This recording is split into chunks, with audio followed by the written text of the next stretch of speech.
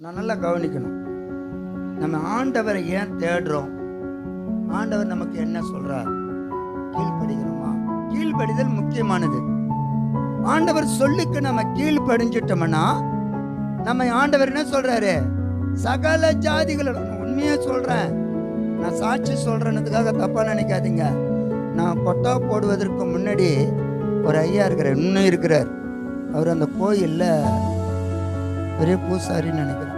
அவர் சொன்னாரு பஞ்சாயத்து தலைவர்கிட்ட, ஏய், இந்த ஆள் கொட்டா போறான், அது போறான், இது போறான்னு வந்து நீங்க அவனை ஏற்றுக்கொள்றீங்க.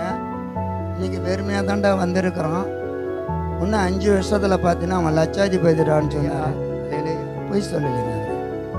ஆண்டவர் அவர் வாயில பேச வச்ச வார்த்தை. நான் சொன்ன ஒரே வார்த்தை, ஐயா, உன் வாயின் வார்த்தையின்படி ஆக கடவுது, கர்த்தர் எனக்கு செய்வாராக.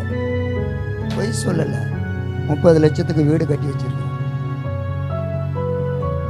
12 லட்சத்துக்கு இடத்த வாங்கினா 30 லட்சத்துக்கு வீடு கட்டி வச்சிருக்கேன். பார்த்தவங்க இருக்கிறாங்க. பொய் சொல்லல.